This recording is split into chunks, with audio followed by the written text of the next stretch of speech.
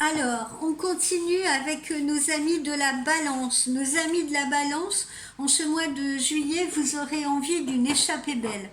Envie d'une échappée belle. Au niveau relationnel et amoureux, une mise au point avec vous-même pourrait vous pousser à vous éloigner de l'autre, à vous éloigner un peu d'autrui ou de certaines relations, qu'elles soient familiales ou amicales. Parce que en famille, on sent que vous avez également du mal à vous mettre d'accord.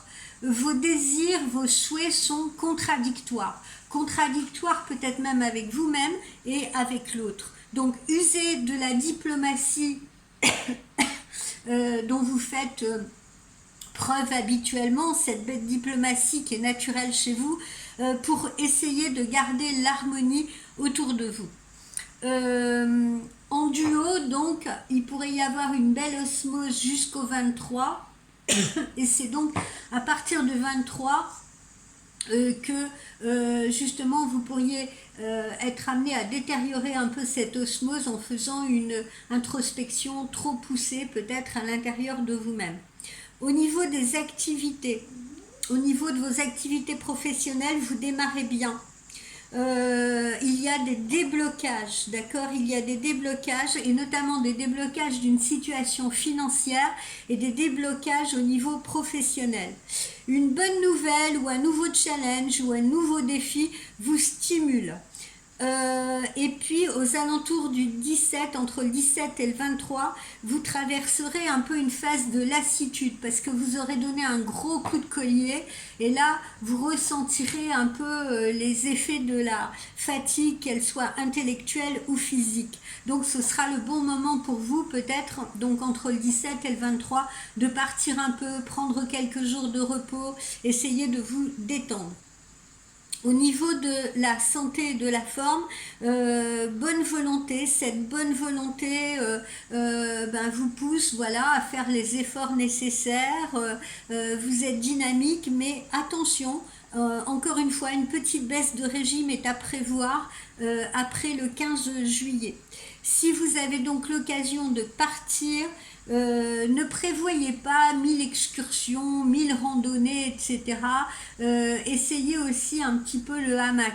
Essayez le hamac, essayez simplement de vous détendre, essayez d'observer la nature autour de vous au calme. Voilà, restez zen, rêvassez s'il le faut, vous n'êtes pas obligé de courir partout. Et si vous devez travailler, respectez-vous des plages de repos. Respectez des plages de repos et puis aussi dans le week-end, accordez-vous des moments où vous allez faire autre chose que travailler, des moments où vous allez vous relaxer, des moments où vous allez vous détendre avec les vôtres. N'hésitez pas non plus, c'est très important pour vous, à réclamer un peu de solitude parce que vous avez besoin de vos espaces de solitude. C'est très important pour vous, pour votre concentration professionnelle, pour votre ressourcement. Donc n'hésitez pas à les réclamer. Quel est le petit conseil qui vous est donné? Eh bien, vous n'avez pas peur. Vous n'avez pas peur, voilà. Vous n'avez pas peur, même si parfois il vous arrive de craindre certaines choses. Il n'y a pas de raison d'avoir peur, en fait. Il suffit de réfléchir aux conditions de votre situation actuelle et de vous poser les bonnes questions. Les bonnes questions, c'est quoi? Ai-je vraiment peur? Si j'ai peur, de quoi j'ai peur? Et écoutez la réponse directe et spontanée de votre esprit. Ne soyez pas surpris de découvrir que, en fait, vous n'avez aucune raison d'avoir peur. Vous êtes juste habitué à croire que vous devriez avoir peur. Mais il n'y a aucune raison à avoir peur. Vous pouvez affronter les choses. Votre esprit est beaucoup plus prêt à relever les défis que vous ne le pensez. Donc n'essayez pas de contrôler votre esprit, d'accord? Si votre esprit semble prendre le contrôle, mener la tête, etc., laissez-le faire. Lorsque vous vous débarrasserez de cette habitude d'être anxieux, d'avoir peur, vous découvrirez que vous avez hâte. Vous avez hâte d'avancer, vous avez hâte d'emprunter des routes, vous voyez, et vous êtes guidé à le faire. Donc faites confiance à l'univers, souriez à vos peurs.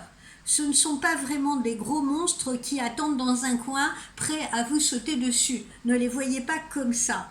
Hein? Ne soyez pas inquiets pour un rien.